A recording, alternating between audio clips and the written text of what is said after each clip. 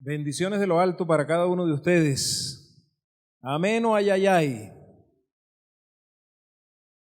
Amén. Gloria al Señor por su palabra, por este tiempo, porque podemos reunirnos, porque usted está aquí. Se ven bonitos.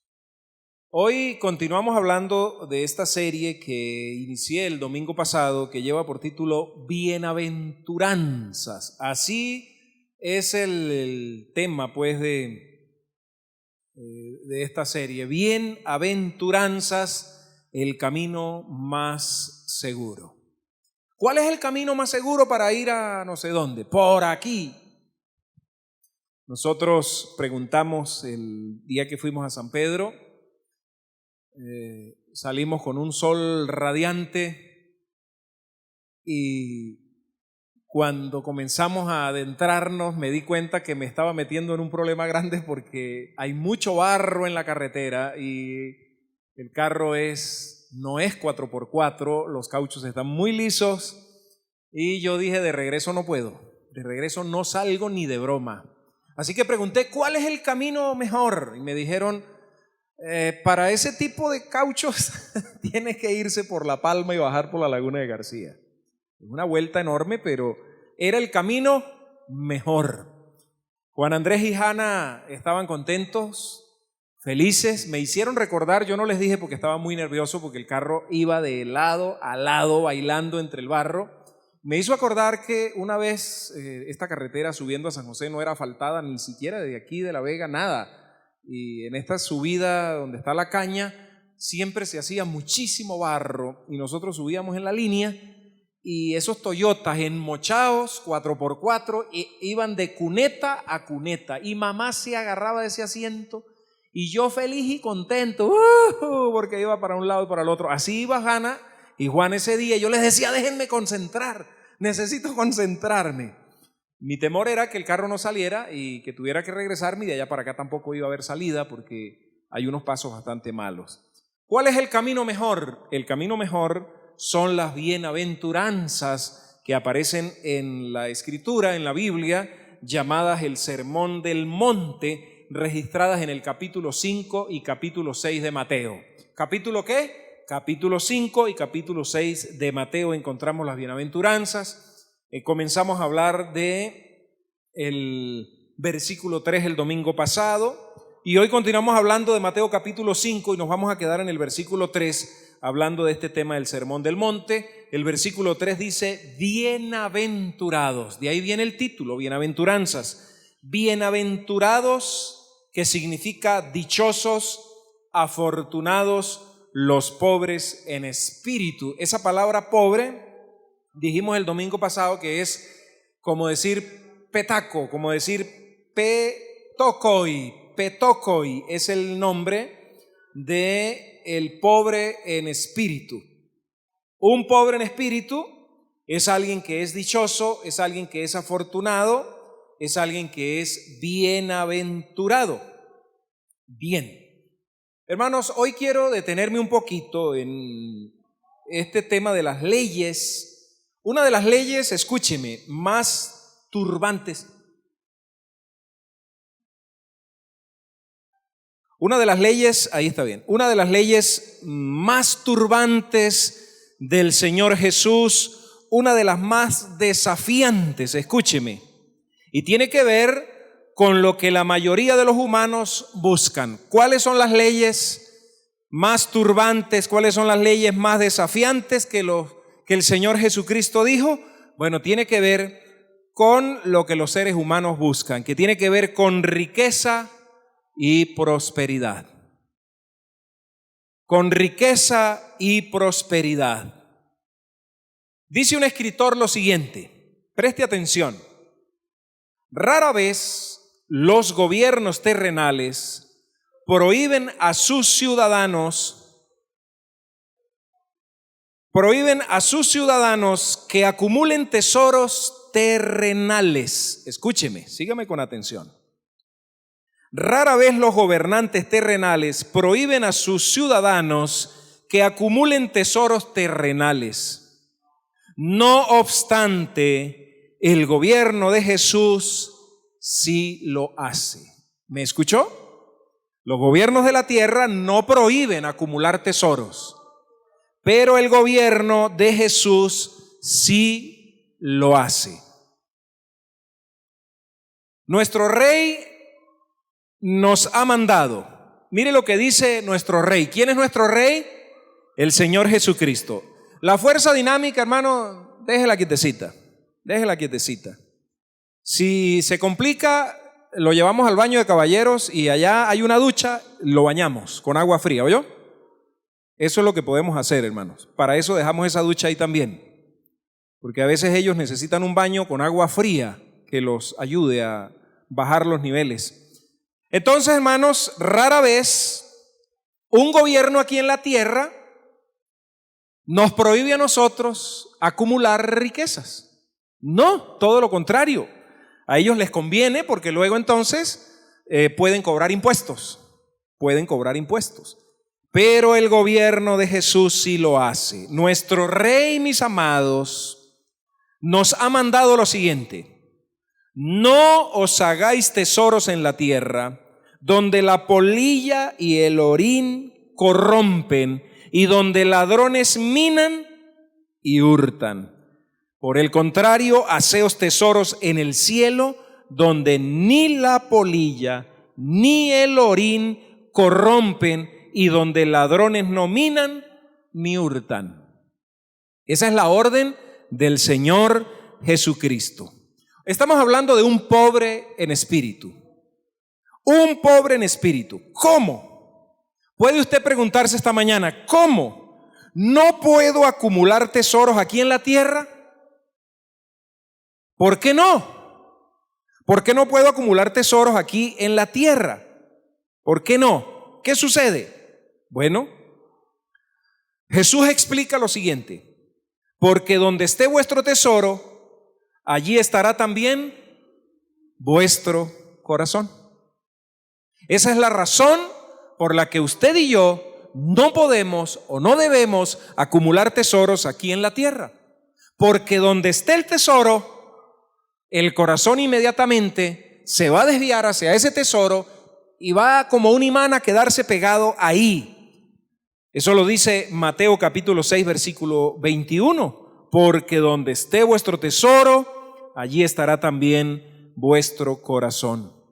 El Señor Jesús, mis amigos y mis amados y mis hermanos, no permitirá que sus súbditos lo releguen a un segundo plano en sus vidas.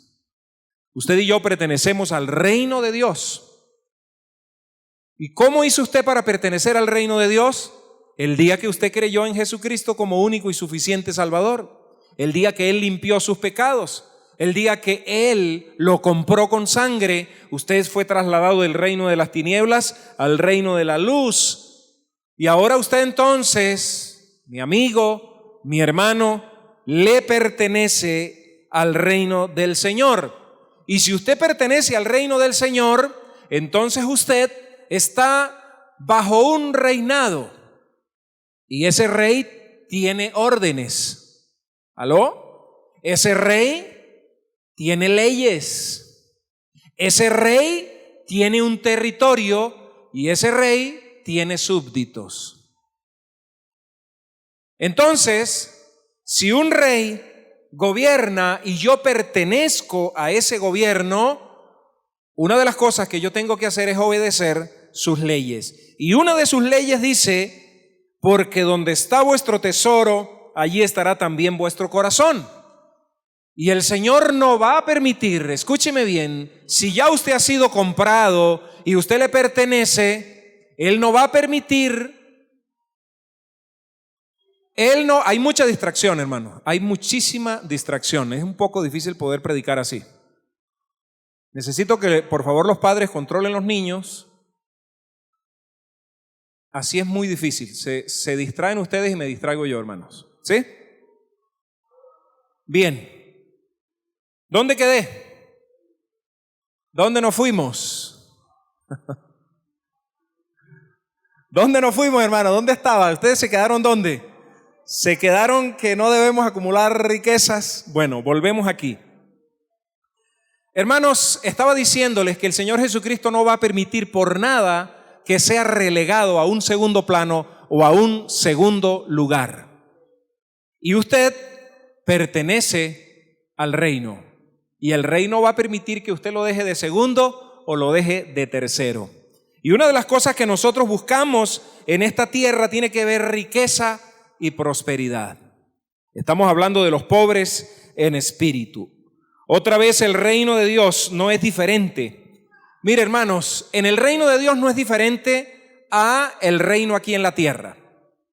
El reino aquí en la tierra exige que usted tiene que obedecer leyes. Usted no puede meterse a una casa y sustraer algo, robarse algo sin que la ley le aplique. Usted va preso porque usted se robó algo que no es suyo, o yo me robé algo que no es mío. Y son leyes, son reglas que nosotros tenemos y necesitamos cumplir. En el reino de Dios, en el reino de los cielos, no es diferente. Hermanos, la búsqueda de las cosas materiales, escúcheme, siempre estará en conflicto con los compromisos que el reino demanda de nosotros. ¿Me escuchó? La búsqueda de las cosas materiales siempre estará en conflicto con los compromisos que el reino de Dios demanda de nosotros. Estaba diciendo que la búsqueda de las cosas materiales siempre estará en conflicto con los compromisos que el reino demanda de nosotros. Una pregunta, ¿significa eso que debemos renunciar a nuestro empleo o dejar nuestros negocios? Pero siempre está en una batalla, siempre está en una lucha. Lo que el rey nos ha demandado y nos ha dicho que no acumulemos tesoros aquí en la tierra, pero el sistema aquí en la tierra, el que nosotros llevamos día a día, nos dice que debemos acumular y que debemos tener para el día de mañana. Hermanos, no necesariamente usted tiene que dejar el empleo, usted no tiene que dejar sus negocios, pero escuche lo que dice la palabra.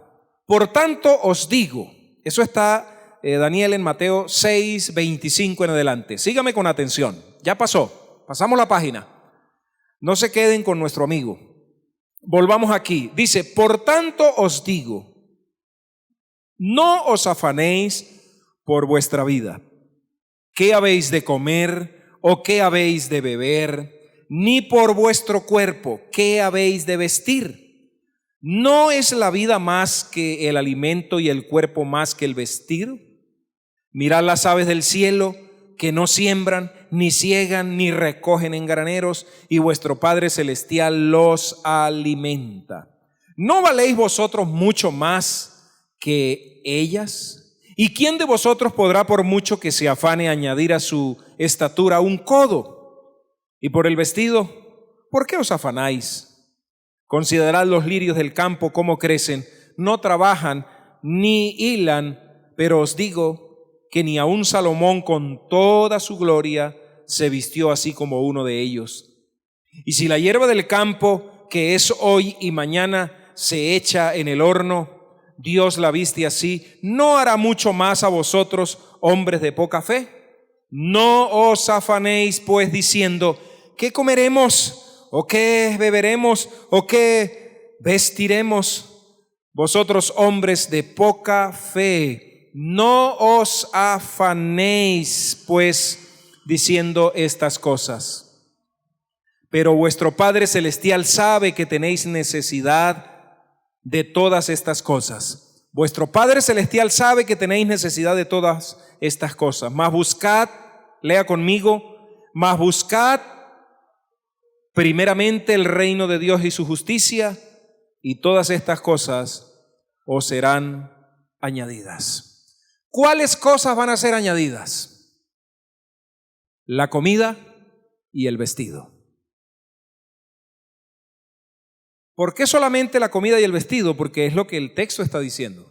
Que no se preocupen por qué van a comer, por qué van a beber o por qué van a vestir. Porque son necesidades básicas del ser humano. Comer, tener una cueva donde esconderse, donde protegerse. No os afanéis, más bien buscad primeramente el reino de Dios y su justicia, y todas estas cosas os serán añadidas. Hermanos, el Señor Jesús no dijo que no podemos proveer cosas materiales para nosotros mismos y para nuestra familia, pero sí dijo que tenemos que buscar primeramente el reino de Dios. Él no dijo no busquen, sean holgazanes, sean perezas. Él no dijo eso. Pero la orden que Él dio fue: busquen primero el reino de Dios. Y la comida y el vestido y la bebida, en este caso se refiere al líquido vital, lo va a añadir el Señor. Pero los gentiles buscan estas cosas. Es decir, que nosotros entramos en la categoría de gentiles cuando nos comportamos desconfiando del Señor, de que no nos va a dar alimento, de que no nos va a dar vestido, de que no nos va a dar la bebida, y nos afanamos y nos turbamos. Pero resulta que estamos actuando exactamente igual que los gentiles. ¿Qué hacían los gentiles? No buscaban primeramente el reino de Dios, sino que buscaban las cosas materiales. Y nosotros estamos en muchas oportunidades igual, buscando riqueza y buscando prosperidad. Por eso dije que es una de las leyes más turbulentas y una de las más desafiantes del Señor Jesucristo. Que nosotros seamos pobres en espíritu. Nuestros empleos y nuestros negocios tienen que ser, escúcheme, relegados a un segundo plano si queremos permanecer en su reino. Si nosotros queremos permanecer en el reino del Señor, tenemos que obedecer las reglas. ¿Qué sucede con nuestro amigo? No entiende por el estado en el que se encuentra las reglas de convivencia que se deben tener en un recinto. Por lo tanto, como no entiende las reglas, necesita retirarse. ¿Sí? Él no puede estar en un recinto así porque no está respetando las reglas. Si nosotros estamos en el reino del Señor y estamos bajo sus reglas, nos debemos mover bajo sus reglas. Si las desobedecemos y comenzamos a buscar todas las cosas que buscan los gentiles, entonces no podemos permanecer en el reino. No podemos decir que somos del reino. No podemos decir que tenemos un rey y que le obedecemos al rey, porque el rey está relegado a un segundo plano. Se encuentra en un segundo plano. ¿Y qué nos promete Jesús si primeramente buscamos su reino? ¿Y qué será eso de buscar el reino? ¿Será que me tengo que volver misionero, pastor, todas estas cosas? No, es tenerlo a Él en primer lugar. ¿Qué nos promete? ¿Prosperidad material? No, no nos promete el Señor, si buscamos su reino, prosperidad material. No lo promete. Él simplemente, hermanos, nos promete que Dios proveerá nuestras necesidades primordiales, que son el alimento y el vestido. El reino de Dios no solo tiene leyes diferentes, hermano, sino que todos sus valores son completamente diferentes. Son completamente diferentes. Bienaventurados vosotros los pobres, porque vuestro reino es de Dios, dice Lucas capítulo 6 versículo 20. Escúcheme, lea conmigo. Bienaventurados vosotros los pobres, porque vuestro es el reino de Dios. Entonces lo que aquí en la tierra, hermanos, es admirado, lo que aquí en la tierra es aplaudido, en el reino de Dios no. Aquí en la tierra los ricos son aplaudidos y son bien recibidos. En el reino de Dios son los pobres. El reino de Dios no solo tiene leyes diferentes, hermanos. La mayoría de nosotros nos hemos vuelto tan insensibles a las bienaventuranzas que ni siquiera notamos la declaración revolucionaria y radical de Jesús en este versículo. ¿Es una bendición ser pobre? ¿Cuántos de nosotros creemos eso? Quiero decir, ¿cuántos realmente creemos eso, que es una bendición ser pobre? Lo consideramos una maldición. Sígame con atención. Quiero ilustrar esto que estoy diciendo. Escúcheme. Esto lo escribió un señor que se llama David Berkot en uno de sus libros. Dice así: cuando pasamos por la casa de un cristiano pobre, ¿acaso decimos en nuestro corazón, qué bendición? Fíjense cuánto Dios ha bendecido a esa familia. Seamos honestos, dice David Berkot. Muy pocos de nosotros decimos algo así. Eso es porque realmente no creemos en nuestro corazón que la pobreza es una bendición. En cambio, en incontables ocasiones, algún cristiano me ha mostrado su casa hermosa y sus abundantes bienes diciendo, vea lo que el Señor nos ha dado. La próxima vez, dice David, que alguien me diga eso, me veré tentado a contestar, ¿de veras? ¿Y por qué razón haría Dios algo así? ¿Tiene usted alguna idea por qué Dios está en su contra? Cuando despertaremos y le creeremos a Jesús, Él nos dice, ay de vosotros ricos, porque ya tenéis vuestro consuelo. ¡Wow! Ay de vosotros ricos, porque ya tenéis vuestro consuelo, dice Lucas 6:24. La prosperidad, dice David Berkot, es una trampa. Uy, estamos pisando terreno peligrosísimo. La prosperidad es una trampa, no una bendición. La pobreza piadosa es una bendición, no una maldición. Estas verdades nos llevan a un cambio de paradigma, es decir, a un cambio de molde tan radical como el que ocurre cuando nos damos cuenta de que la luz, dice este escritor, que vemos no es un barco como creímos, sino un faro en tierra firme. Eso lo toma de una ilustración de un capitán que iba en un barco y llamó y le dijo, cambie de dirección. Y el capitán del barco le dijo, cambie usted de dirección. Yo soy no sé cómo se llaman estos barcos de guerra, no sé cómo les dicen. Soy el capitán del navío no sé qué, cambie usted de dirección. Y de allá le respondieron y le dijeron, señor capitán, cambie por favor tantos grados de dirección. Y el capitán se enfureció allá y le dijo, o cambia usted de dirección o voy a comenzar a disparar. Y el de allá le disparó, le dijo, yo soy un simple marino, pero soy el que dirige el faro. Yo no soy un barco, soy un faro. Es decir, el capitán se iba a estrellar contra un faro por ser terco, por creer que él tenía un buque de la marina y que podía destruir lo que tenía al frente creyendo que era un barco más pequeño. Y en realidad la luz que estaba viendo era un faro que le estaba advirtiendo. Por eso dice David, estas verdades nos llevan a un cambio de paradigma radical como el que ocurre cuando nos damos cuenta de que la luz que vemos no es un barco como creíamos, sino un faro en tierra firme. Me imagino la preocupación del capitán cuando le dijeron es que es un faro y está a punto de estrellarse.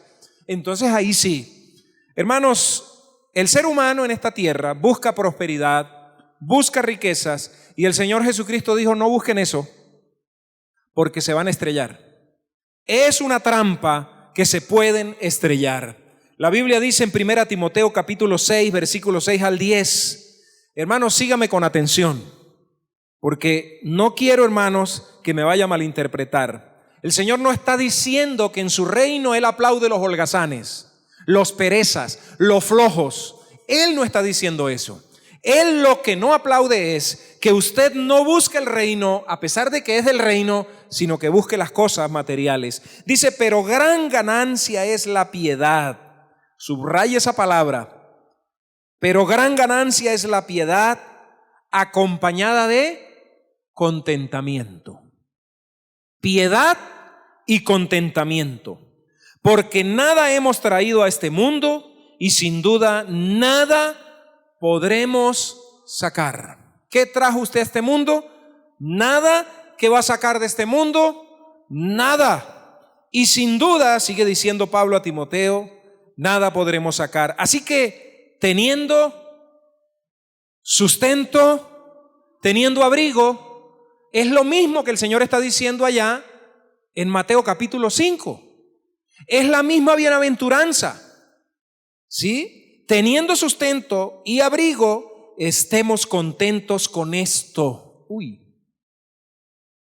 Porque, sigue aclarando el Espíritu Santo, porque los que quieren enriquecerse caen en tentación y caen en lazo. Uy, hermano. Y dice, y en muchas codicias necias y dañosas que hunden a los hombres. La palabra que usa en el original es que cae hacia adentro. Esa palabra hunden significa que cae hacia adentro, como en su propia trampa. Yo le decía a mi esposa, como que usted va saliendo de algo y se resbala y vuelve a caer. Dice, caen en tentación y lazo y muchas codicias dañinas que hunden a los hombres en destrucción. Hermano, miren el pozo en el que se mete la persona que intenta enriquecerse y que intenta ir más allá del sustento y el abrigo. Dice, lo cual, destrucción y perdición, porque raíz, mire hermano, raíz de todos los males es el amor al dinero, el cual codiciando algunos se extraviaron de la fe. No son todos, son algunos, y fueron traspasados de muchos dolores. Es una trampa, hermanos, es una trampa, pero también es una trampa ser holgazán, ser pereza, no ser productivo. El Señor está hablando de un equilibrio. El Señor está hablando de que tengamos equilibrio. ¿Cómo puede un venezolano tener equilibrio con lo que gana? Ya vamos a ver más adelante, hermano, que no somos nosotros solos. ¿Quiere decir que si soy pobre automáticamente estoy en una posición favorable con Cristo? Escúcheme la pregunta. ¿Quiere decir entonces que si yo soy pobre estoy en una posición favorable con Cristo? No. No es que porque usted es pobre y no tiene absolutamente nada, ya tiene a Cristo agarrado por la chiva. No. Porque ser pobre en sí no es suficiente, hermanos. No es suficiente. Escúcheme, podemos ser pobres y no por eso estar buscando primeramente el reino. Usted puede ser pobre, yo puedo ser pobre y ser avaricioso, ser envidioso, y no estoy buscando el reino. Hermano, en el capítulo 5, versículo 31, en el Sermón del Monte de Mateo, Jesús usó una expresión un tanto diferente a la usada en el Sermón de la Llanura, registrado en Lucas capítulo 6. En el Sermón del Monte él dijo, bienaventurados los pobres en espíritu, porque de ellos es el reino de los cielos.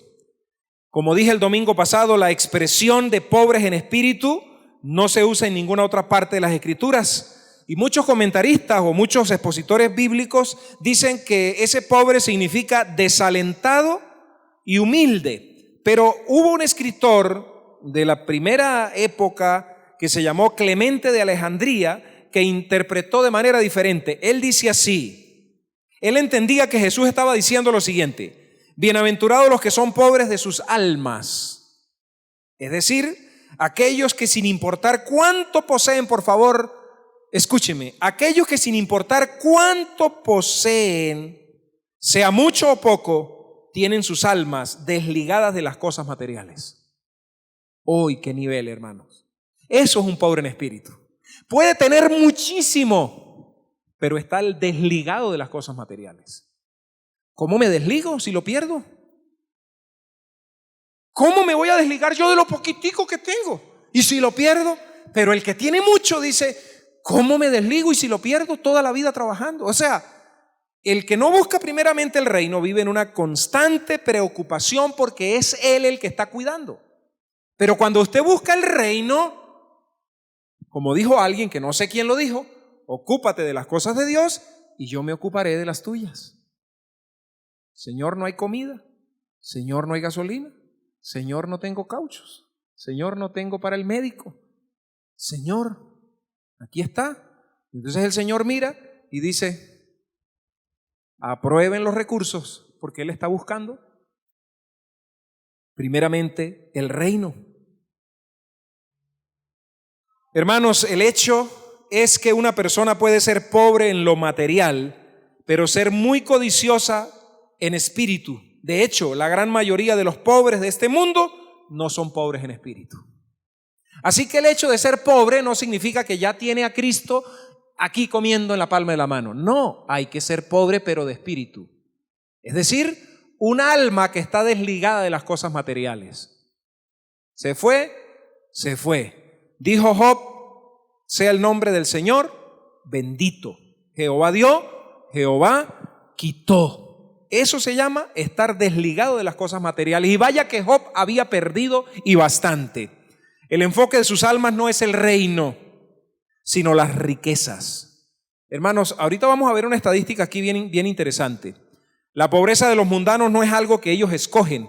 Muchos pobres mundanos tienen un corazón enfocado en obtener más cosas materiales. Ellos envidian a los ricos y a la clase media. De hecho, su deseo por las riquezas es tan fuerte que a menudo se endeudan por comprar lo que no pueden pagar. Porque es un deseo. Los pobres del reino no son holgazanes. Escúchenme, hermanos. Usted es un pobre en espíritu y es el deseo del Señor Jesucristo. El Señor quiere que usted y yo seamos pobres en espíritu. Pero los pobres del reino no son holgazanes, sino gente trabajadora. Si usted le mete a la pereza, si usted le mete a la flojera, si yo le meto a la pereza y le meto a la flojera, usted no puede decir yo soy del reino y el Señor está aplaudiéndome. No. No podemos ser flojos porque nuestras fuerzas van a ser menguadas, van a ser achicadas. Segunda a los Tesalonicenses capítulo 3 versículo 10 dice, si alguno no quiere trabajar, tampoco coma. Esa es la máxima, hermano. ¿No quiere trabajar? ¿No quiere hacer nada? Pues entonces cierre el pico y no coma. Cerremos el pico y no comamos. Ah, pero me da hambre. Entonces trabaja. Pero es que está muy chiquito. ¿Y cuántos años tiene? 23. Todavía está muy pequeñita. Desde pequeñitos aprendemos a trabajar en el reino del Señor. En el reino no hay flojos, en el reino no hay holgazanes, en el reino no hay gente que no quiere trabajar. Pero sea que trabaje a tiempo completo o no, también trabajar duro para el reino, hermanos. Puede ser que usted diga, no, yo no estoy a tiempo completo para el servicio de Dios como está el pastor, como está la hermana. Pero igual, hermano, usted tiene que trabajar. Ellos hacen frente a sus compromisos porque su sí es sí y su no es no. ¿Quiénes son esos? Los pobres del reino. No es que porque soy pobre ya tengo a Cristo, repito, agarrado y ya estoy listo. No. Los pobres del reino pueden dedicarse al evangelio y vivir de él. ¿De qué vive usted? Me preguntan a mí a veces aquí en Pregonero. ¿De qué vive usted? Yo soy pastor. No, pero ¿de qué vive? Y yo sé para dónde me llevan. Para que yo diga de diezmos y ofrendas y ellos decir, yo sabía que usted es un holgazán que vive a costillas de los bobos. Entonces yo a veces les digo, yo trato de hacer una cosa y trato de hacer la otra para no ser carga. Trato de vender repuestos, trato de hacer una cosita, trato de hacer otra, de hacer un contacto aquí, de hacer un contacto allá. Y se quedan riéndose con cierta picardía. Hermanos, los pobres del reino pueden dedicarse a vivir del evangelio, pero significa, hermano, eso que tienen que trabajar duro al servicio del reino. Sin embargo, los pobres del reino no viven a expensas de sus padres, amigos o instituciones de beneficencia social. Los pobres del reino no viven de eso, hermano. Nosotros los pobres del reino no vivimos de mamá, no vivimos de papá, no vivimos de beneficencias que nos puedan dar, no vivimos de bonos que nos puedan, es que estamos esperando que me llegue el bono. Los pobres del reino sudamos, trabajamos y la bendición del Señor llega sobre nosotros. Hermanos, ellos no son carga para los demás. ¿Quiénes? Los pobres del reino. ¿Puede un rico ser pobre en espíritu? Teóricamente, una persona puede tener una relativa abundancia de los bienes de este mundo y aún así ser pobre en espíritu. O sea, la riqueza es su siervo, no su amo. ¿Me escuchó? La riqueza no es la que me manda a mí. Y ahorita voy a ver algo bien interesante por aquí, hermanos. Pablo es un buen ejemplo de alguien que fue pobre en espíritu. Tal y como les dijo a los filipenses, no lo digo porque tenga escasez, pues he aprendido a tener contentamiento, he aprendido a vivir en abundancia, he aprendido a vivir en escasez. Pablo sabía lo que era tener riqueza y sabía lo que era tener pobreza, y ninguna de las dos era su amo la que le daba las órdenes. ¿Quién le da las órdenes a usted? No, yo. Usted a lo mejor si hace un examen y yo le vamos a responder Cristo. Mi Cristo es el que me da las órdenes, ¿sí? ¿Por qué faltas tanto a la iglesia? ¿Por qué no asistes a los cultos? ¿Por qué cualquier cosa es buena para yo dejar de congregarme? ¿Por qué si tengo algo de hacer un domingo, lo hago y dejo de ir a la iglesia? ¿Seguro tú perteneces al reino y estás bajo las leyes del reino? Porque el reino dice que hay que descansar un día. Algunos dicen que es el sábado. La Biblia dice que hay que descansar un día. Pero tú y yo, porque yo también lo hago, nos gobernamos por nuestras propias reglas. El rey dice que hay que descansar. El rey dice que trabajarás 6 días y descansarás 1, pero eso fue allá en el Antiguo Testamento. No, eso sigue vigente. Hay que descansar para poder rendir. Hermanos, ya fuera Pablo que tuviera mucho, tuviera poco, siempre estuvo desligado de sus bienes materiales. Él tenía títulos. ¿Y sabe qué dijo él de los títulos? Los considero caca. Había sido criado a los pies de Gamaliel.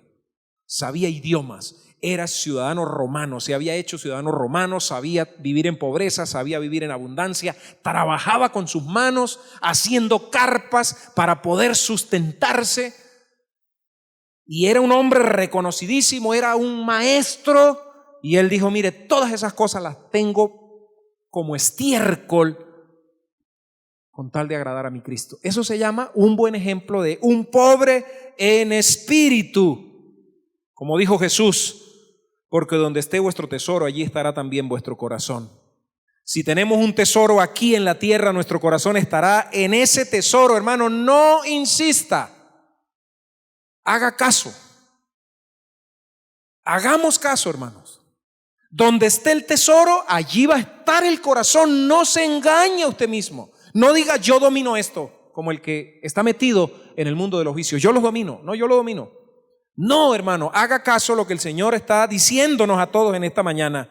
Porque donde esté vuestro tesoro, allí estará también vuestro corazón. Si tenemos un tesoro aquí en la tierra, nuestro corazón estará en donde esté el tesoro.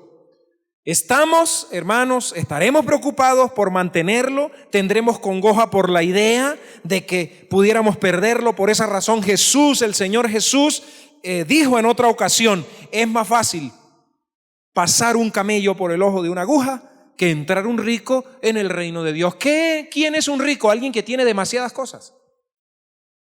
Alguien que tiene demasiadas cosas y dice yo no las puedo soltar, se pierden. ¿Y qué le voy a dejar a mis hijos? Esa es la supuesta mentira y excusa. Pero en realidad muchas de las personas que dicen es que le tengo que dejar a mis hijos, en realidad están pensando en ellos. En ellos, en nosotros. El Señor Jesús nos dijo claramente, cualquiera de vosotros que no renuncie a todo lo que posee no puede ser mi discípulo. Es decir, no puede estar en el reino. No obedece las reglas, tiene que abandonar, porque no puede recibir entonces todas las bendiciones del reino. Obviamente, hermanos, mientras más cosas tengamos, mientras más cosas tengamos que renunciar, más difícil nos será soltarlas. Dijo un señor de San José que ya murió, el que tiene es el que pierde. y fue una filosofía de él, porque él no tenía nada, una casita que le había hecho la aldea. El que tiene es el que pierde. Más difícil nos será soltarlo. Podemos convencernos a nosotros mismos de que aún somos pobres en espíritu, pero no vamos a engañar a Jesús. Él sabe dónde está nuestro tesoro, aun cuando nosotros mismos no lo sabemos. No, mi tesoro son mis hijos, mi tesoro es mi esposa, mi tesoro es la iglesia. ¿Sí? Juan, ¿en serio? ¿Ahí está tu tesoro? Les ilustro esto, hermanos. Las enseñanzas radicales de Jesús sobre las riquezas deben estremecer las almas de todos los cristianos norteamericanos. Hermano, esta estadística a mí me dejó temblando. Las enseñanzas radicales de Jesús sobre las riquezas deben estremecer a las almas de todos los norteamericanos cristianos. ¿Por qué? Porque somos la nación más rica sobre la faz de la tierra. De hecho, los Estados Unidos es la nación más rica en la historia de la humanidad. Escucha esta estadística. En el año 2002, los estadounidenses obtuvieron ingresos equivalentes a $36,300 por cada hombre, mujer y niño en los Estados Unidos. La mitad de las familias de los Estados Unidos devengan al menos, escuche, $56,000 al año. Eso da un promedio de más de $4,000 al mes.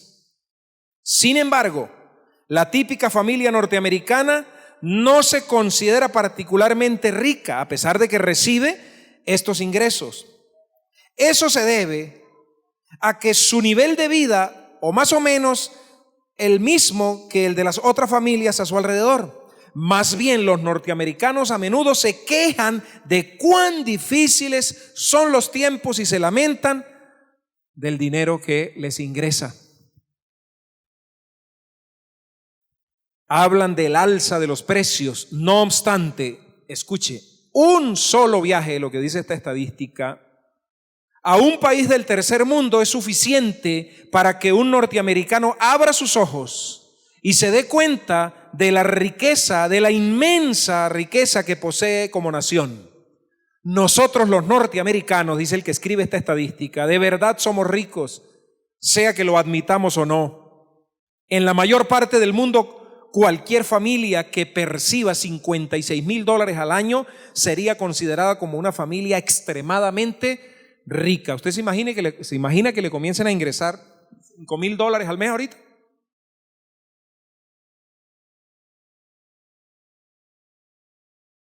En la mayor parte del mundo no es así.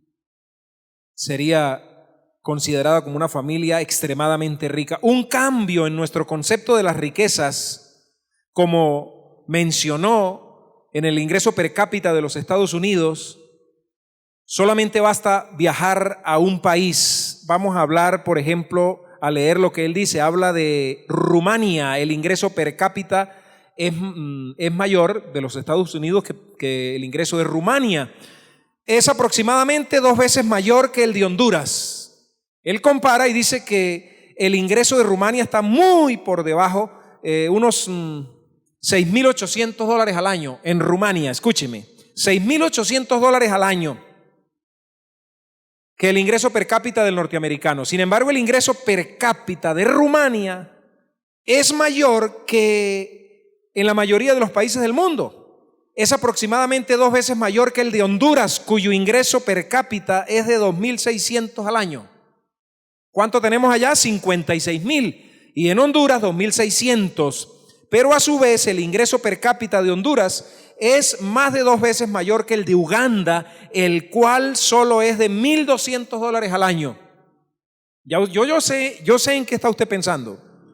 Y el de Uganda es más de 2 veces mayor que el de Somalia, que es de $550 al año. De modo que el ingreso per cápita de los norteamericanos es 66 veces mayor que el de los somalíes. Es decir, 5 días y medio de nosotros devengamos lo que un somalí típico gana en un año. 5 días trabaja un norteamericano para ganar lo que gana un somalí en todo un año. Y los venezolanos estamos en el nivel de los somalíes, menos de $600 al año. Entonces, mis amados hermanos, ¿dónde nos ubica esto en lo que se refiere al reino de Dios? Nosotros los norteamericanos somos ricos y Jesús dijo que es más fácil pasar un camello por el ojo de una aguja que entrar un rico al reino de los cielos. Pero nosotros, hermanos, consideramos que los Estados Unidos son una bendición de Dios y que la bendición de Dios está sobre ellos porque son ricos. Hermanos, bajo esta sentencia bíblica, puede ser que la bendición del Señor esté sobre ellos porque ellos entraron en un pacto abrahámico. Ellos le permitieron a Israel territorio, hicieron que Israel entrara como nación nuevamente, y eso es un pacto abrahámico que Dios no va a romper. Pero a nivel individual, hermano, las personas no están buscando primeramente el reino. Pregúntele a alguien que haya vivido allá cómo se comporta el común denominador de los norteamericanos. No busca el reino de Dios. Es una nación que está completamente corrompida, hermanos, espiritualmente. Pero nosotros anhelamos ese nivel. Nosotros deseamos ese nivel. Deseamos ser del primer mundo. Y con ese primer mundo se nos vienen todas las leyes que ellos están aprobando. Por ejemplo, escuché en estos días al presidente Joe Biden diciendo que estaba muy triste porque se había echado para atrás las leyes a favor del aborto. Escuchar al vicepresidente, al expresidente decir: estamos tristes y no estamos de acuerdo con lo que la Corte Suprema ha decretado. Ellos desean que se siga abortando legalmente, que las mujeres se puedan casar con las mujeres, que los hombres se puedan casar con los hombres. Y nosotros anhelamos la prosperidad de Europa, anhelamos la prosperidad de Norteamérica, pero no sabemos que junto con esa prosperidad se viene todo lo del primer mundo, hermanos.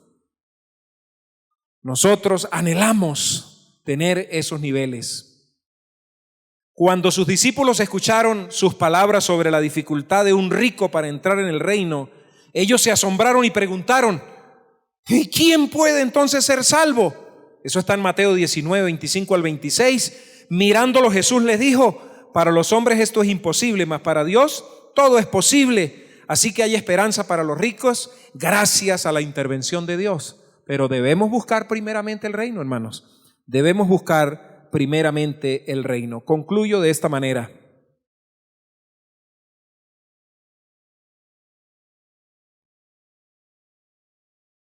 La mayoría de los cristianos afirman que el reino verdadero ocupa el primer lugar en sus vidas. Yo estoy completamente seguro, vuelvo a decir, que si nos preguntan, ¿el reino ocupa el primer lugar en tu vida?, vamos a decir sí de manera automática. Amados, por supuesto, poseo un tesoro considerable aquí en la tierra, pero eso no significa nada para mí. Mi corazón tiene su enfoque en Jesús, no en estos tesoros terrenales. Eso es lo que la mayoría de nosotros decimos. ¿No es cierto? Tal vez eso sea lo que usted mismo afirma, y quizás sea la verdad, pero el corazón del hombre es engañoso. Es por ello que todos debemos hacernos un autoexamen profundo para determinar qué realmente es el enfoque de nuestro corazón. ¿Cuál es el enfoque de su corazón? Toma una hoja de papel, si es posible, cuando llegues a tu casa, y escribe esto que te voy a decir. La cantidad de horas que usted pasa cada semana trabajando por un salario, los que son asalariados, incluyendo el tiempo del viaje diario al trabajo. Un cambio en nuestro concepto de las riquezas. La cantidad de horas que usted invierte cada semana limpiando, manteniendo, comprando y ocupándose de los bienes materiales. La caridad o la cantidad de horas que usted dedica cada semana a los intereses del reino, compárelo. Comparemos.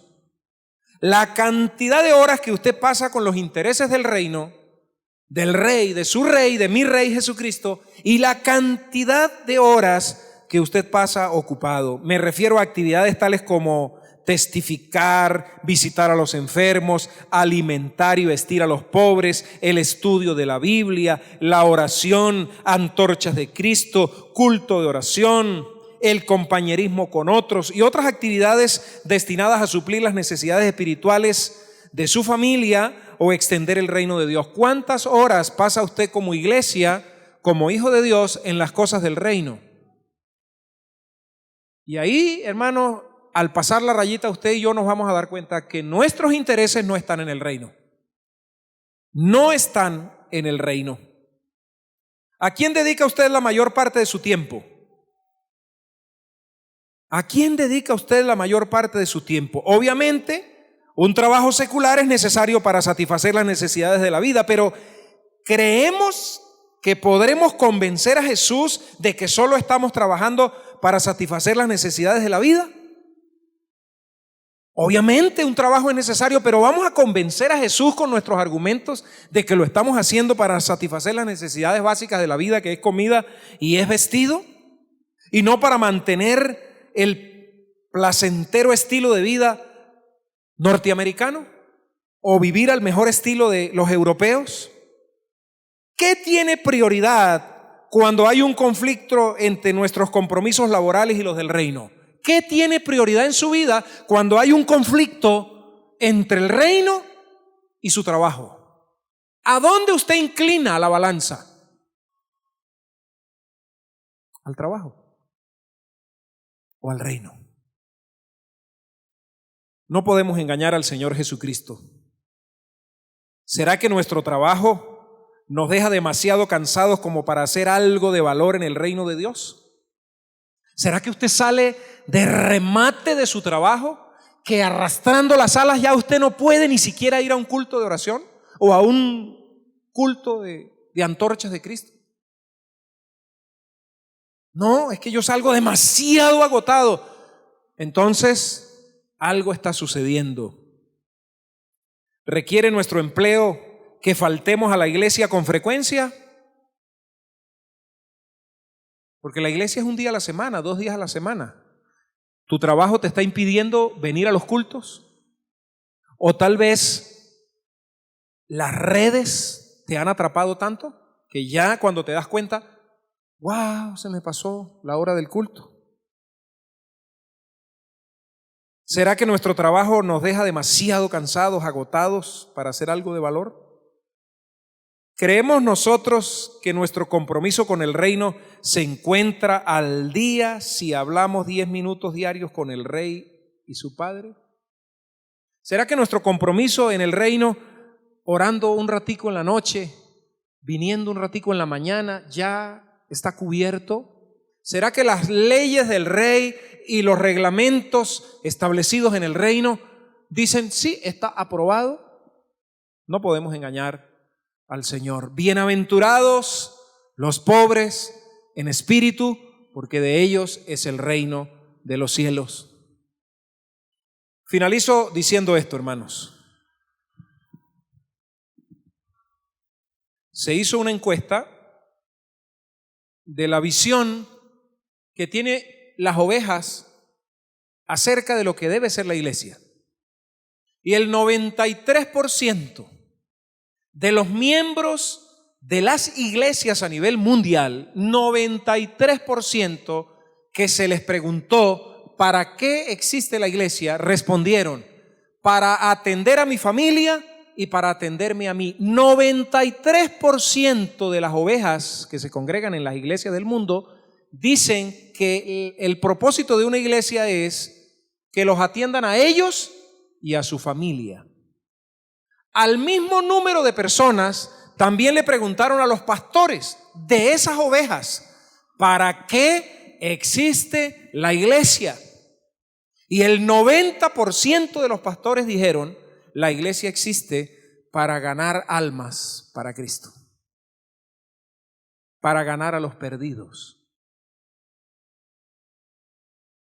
Pregunto, ¿va a haber conflicto entre las ovejas y el pastor? Por supuesto que lo hay. Porque la visión es completamente diferente.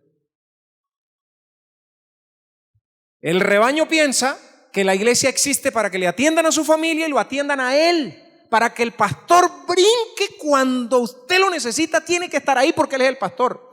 Y el pastor en su visión dice, nosotros no estamos tanto para eso, estamos para ganar a los perdidos.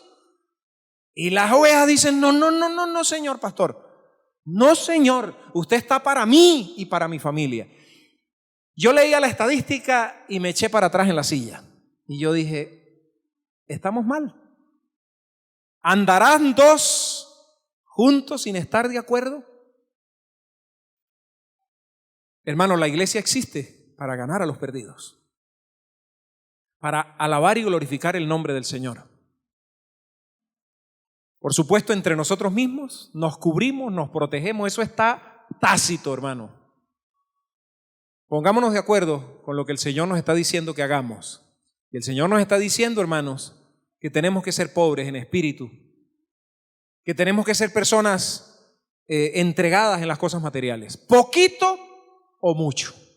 A los dos nos cae, o los que tienen mucho o los que tienen poquito, pero tenemos que ser entregados. Hermano, yo le invito con el corazón en la mano.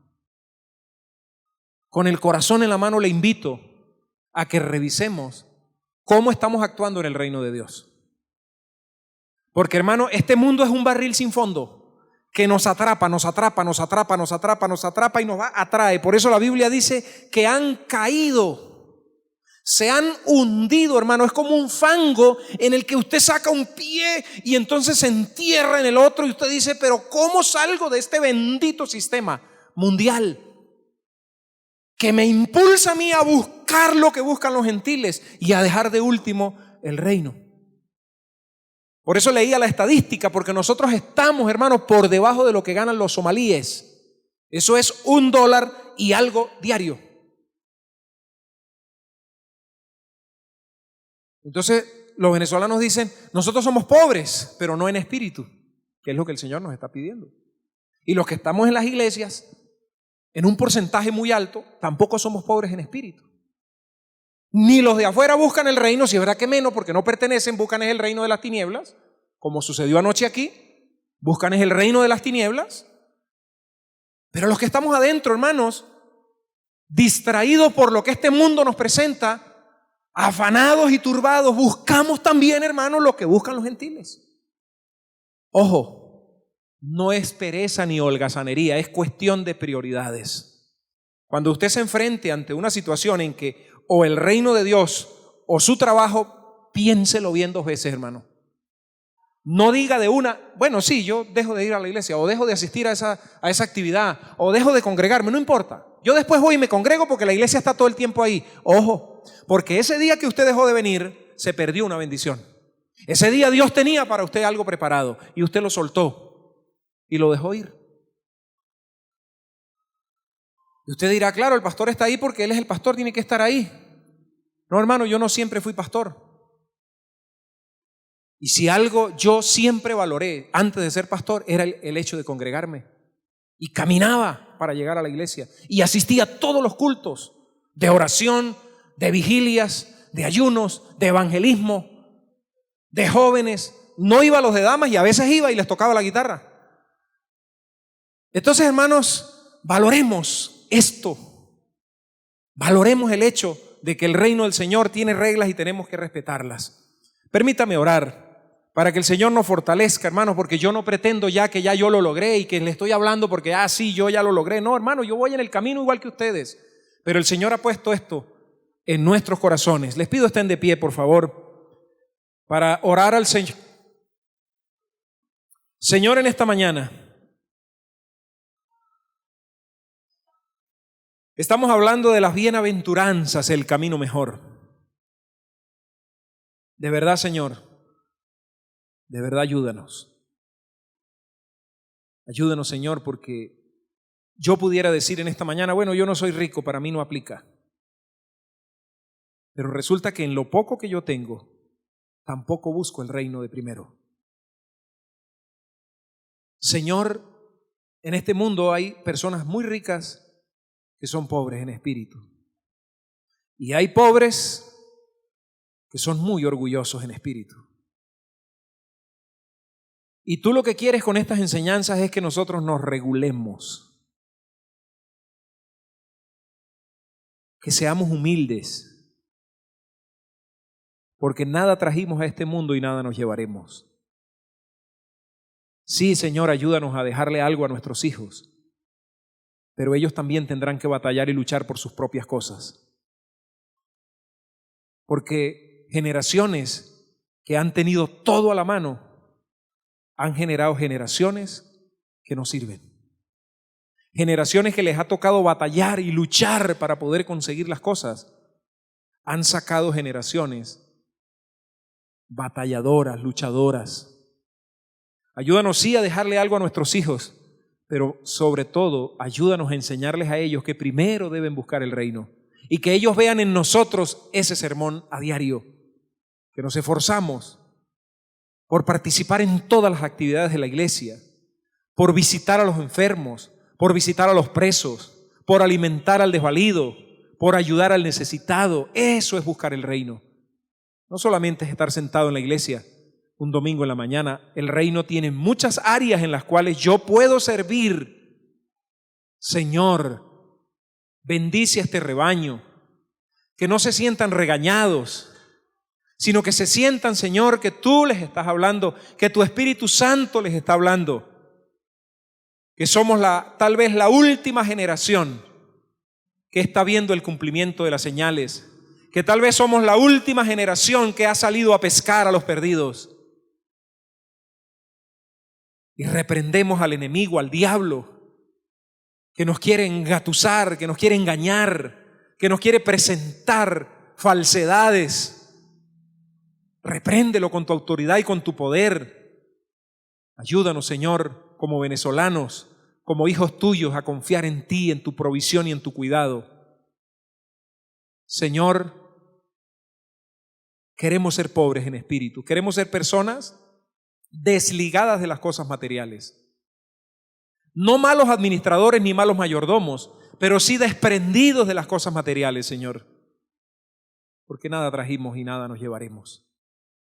Y de acuerdo a como tú has prosperado a cada uno de nosotros, pues así debemos invertir en tu reino, Señor. Bendice a aquellos que hoy reciben tu palabra con humildad. Bendice a aquellos que hoy deciden y dicen, es cierto, voy a hacer el esfuerzo de cambiar. Señor, y convence a aquellos que tal vez en esta mañana están aquí y están molestos. Convence a aquellos que dicen, no estoy de acuerdo. Que tu Espíritu Santo nos tenga todos en un mismo propósito, en un mismo sentir. Que todos, Señor, digamos, existimos en la tierra para buscar personas para el reino de los cielos. Traerlos a Cristo para que sean limpios y enviarlos para que busquen a otros. Ese es el propósito nuestro en esta tierra. Y si tú quieres agregar en medio de eso riquezas, pues que esas riquezas te sirvan, Señor. Porque un día quedarán aquí y vendrá alguien a disfrutarlas, que ni trabajó, ni se esforzó, ni valoró. Por eso, Señor, todo lo mío, todo lo que tengo, todo lo que poseo y poseeré, Señor, será para tu reino, para el trabajo de tu reino. Y te pido, Señor, que mis hermanos, todo lo que tienen, todo lo que van a tener, esté a disposición de tu reino. No queremos dejarle nada nuevo al anticristo cuando venga. Queremos que todo lo que tenemos sea usado para el reino tuyo, Señor, porque a la final eso es acumular tesoros en el reino. Te alabamos, te bendecimos, te glorificamos.